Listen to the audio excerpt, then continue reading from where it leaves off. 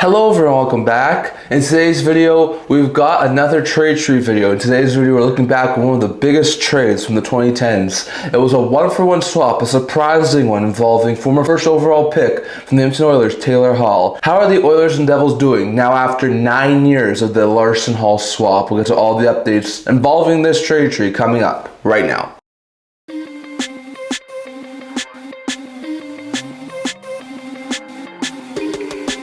Hello everyone, welcome back to another video here at the End-to-End Hockey channel. And before we get into it, don't forget to like this video and subscribe below. Thank you for all of your support. I would never be able to without all of you guys. So if you haven't already, don't forget to subscribe button down below. Don't forget to comment. We're on the road to 1,000 subscribers. Don't forget to stay tuned for more videos coming in the very near future. Sorry, I haven't posted in a while. I've had a very busy week. So we're back here today with another trade tree video. So in today's video, we're looking at the Larsson for Hall swap back in June 2016. We saw a one-for-one swap. It was a very interesting one at the time as the New Jersey Devils acquired former first overall pick Taylor Hall from the Edmonton Oilers for top-end defensive player Adam Larsson. It was a very interesting swap at the time, one-for-one. Hall was going to make the Devils forward group better and Larsson was going to shore up that Edmonton Oilers defense going into the McDavid era. So we're going to look at both teams and how their branches of the trade tree panned out. It's still helping New Jersey to this day. On Edmonton's side, it's a little bit lackluster. So I'll touch on both these sides here. And once again, if you guys have trade trees you want me to do, leave a comment about it down in the comment section below, as I would love to see some of your guys' trade trees. And if you guys want me to talk about them, leave a comment down in the comment section below. So we'll start with the Adam Larsson portion of this trade. So the Oilers, they moved Taylor Hall, who was a pretty good player. They got Adam Larsson from the New Jersey Devils. So right from the get-go, a lot of people thought this was probably a little bit of an underwhelming return.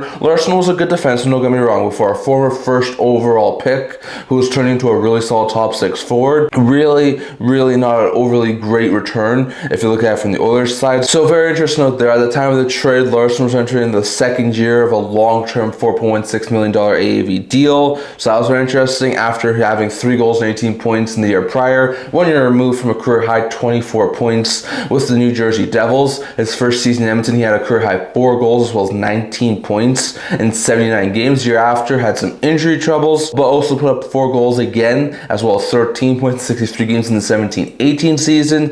In 18-19, he had 3 goals and 20 points in 83 games, his highest point total with the Edmonton Oilers. Then he had the COVID stop season where he had a goal and 6 points in 49 games. And the year after that was the shortened season where he had 4 goals and 10 points in 56 games. Now, his tenure with the Edmonton Oilers came to an abrupt end. He was a pending UFA heading into the expansion draft. So because he was UFA, Edmonton exposed him. They didn't really think too much of it. But in the expansion draft, the Seattle Kraken would not only take his signing rights and use that expansion draft spot on Adam Larsson, but they would sign him to a 4-year extension to keep in the Seattle Kraken organization. So very interesting note there. So that's how that branch ends. After a solid 5 seasons on the Edmonton Oilers blue line, the Oilers lose him for nothing as he goes to Seattle as part of the expansion draft. So that branch of the trade tree is done. So after 5 years of the blue liner staying in Edmonton, he winds up going to Seattle in the expansion draft. So very interesting note there. From the Devils side, it's a really solid trade that's still helping them to this day. So for Hall, he was at the time of the trade coming off a season where he had 26 goals, which was one side of a career high,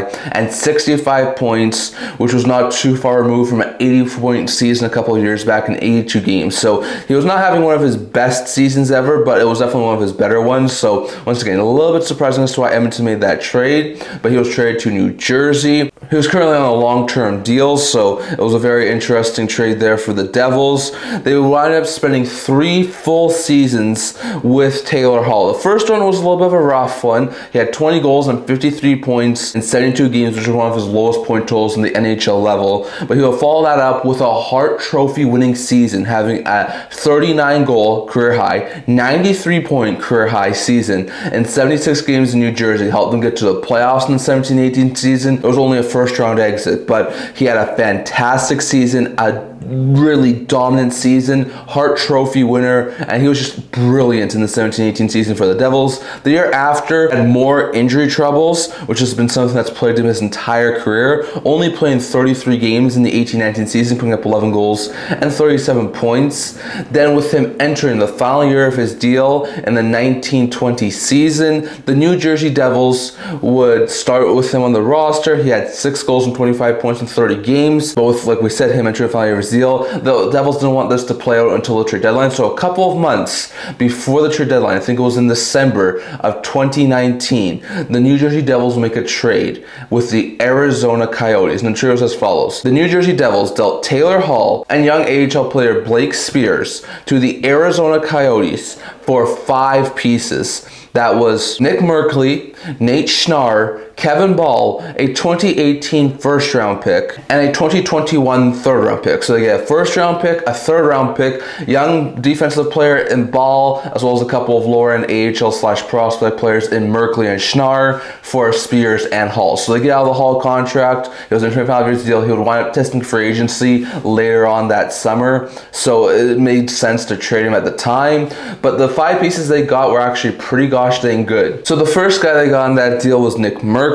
Merkley spent the rest of that 19-20 season after their trade mostly in the AHL for the New Jersey Devils, having 8 goals and 19 points in 28 games. Also had a goal and 2 points in 4 NHL games. The year after, split time between the NHL, AHL, also overseas. Wound up having 2 goals and 10 points in 27 NHL games. The year after, he started the season in the New Jersey Devils organization, but was dealt to the San Jose Sharks. The trade was as follows. It was a 1-for-1 prospect swap. The San Jose Sharks acquired Nick Merkley from New Jersey for Christian Jaros. Jaros wound up spending 11 games at the NHL level with New Jersey. After the trade deadline, the Devils wanted to send him to the AHL. He didn't want to go to the AHL, so they mutually agreed to terminate his contract. He went over to the KHL after that, and that branch of the trade tree ends as Jaros' contract was terminated, so Nick Merkley never really amounted to much for the New Jersey Devils. When you go over to the side of Nate Schnarr, Schnarr wound up finishing the 19-20 season in New Jersey with the AHL affiliates, putting up 2 goals and 8 points in 21 games.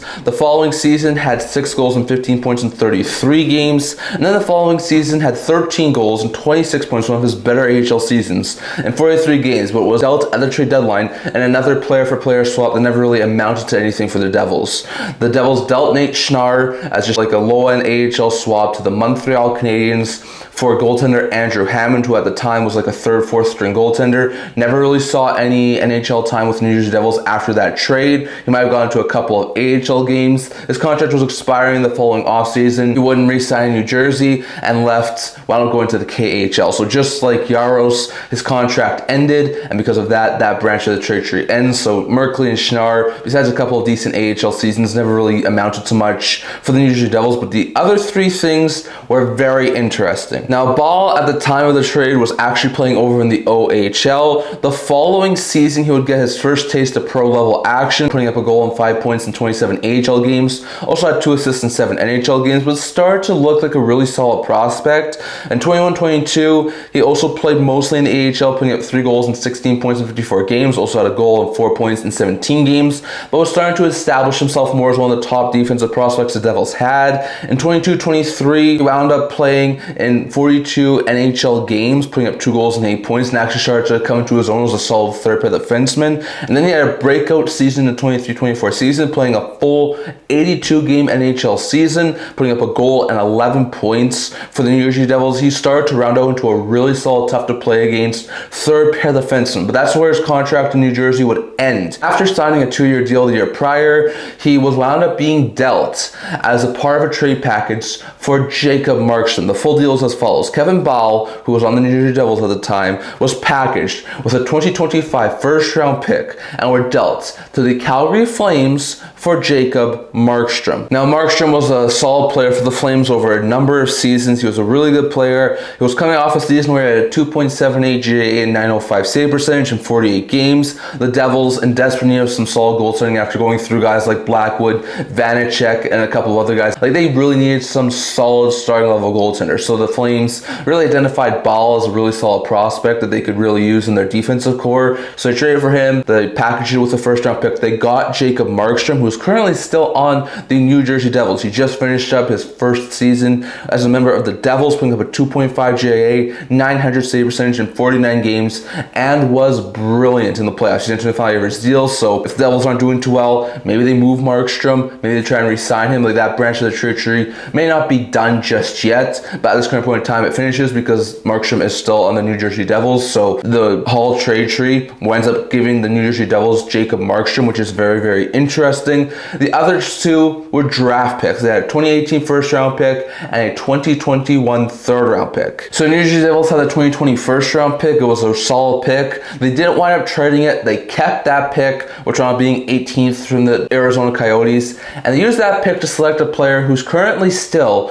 on the New Jersey Devils roster in their top 6, and that's Dawson Mercer. Mercer, after a few seasons over in juniors, has been a mainstay in the New Jersey Devils team for the past number of seasons. He's played 82 games in each and every one of his first 4 seasons. His rookie season had 17 goals and 42 points in 82 games. Second season put up better numbers, putting up 27 goals and 56 points in 82 games. 2 years ago, had a little bit of a down season, having 20 goals and 33 points in 82 games. Last year, a little bit better points-wise, but not to the level of his rookie or sophomore season, where he had 19 goals and 36 points in 82 games. So all in all, Mercer's still a very fantastic piece of the New Jersey Devils top 6. Probably will get a lot of top 6 minutes. Probably will be another 20 goal scorer at this point this year. So a very interesting pickup here that's worked out fantastically for the Devils. So now keeping the 2020 first overall pick, it was 18th overall, used to select Mercer, who is really helping that team right now.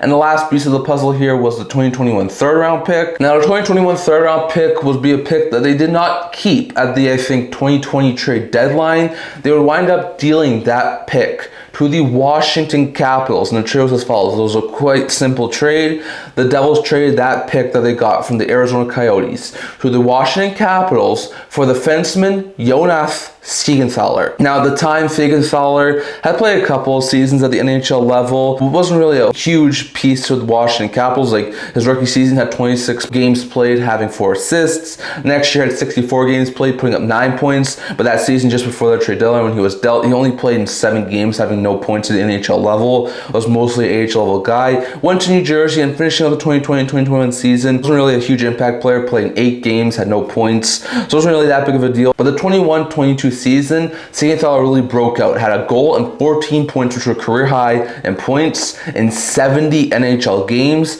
The following season had 4 goals, which was a career high, and a career high 21 points in 80 games. The following season, 2 years ago, had a goal and 9 points in 57 games. Last year, ran into some injuries, but had 2 goals, 9 points in 55 games. He's not the greatest offensive guy, but he's a very solid defensive defenseman who is really solid in the New Jersey Devils organization. Wound up earning himself a long-term $3.4 million AAV deal, and is currently still on the New Jersey Devils as a top 4 defenseman. So when he comes all said and done, that's what the Devils got from this Hall trade. The first 2 branches, Merkley, Schnarr, never really amounted to anything because those guys have their contracts terminated when they were traded, and Hammond and Yaros never amounted to anything. But the other 3 things are all still on their team. Ball wound up turning them into Jacob Markstrom, the draft pick they used to select Dawson Mercer, and they dealt that third round pick to get Jonas Siegenthaler. Siegenthaler's our top 4 defensive defenseman.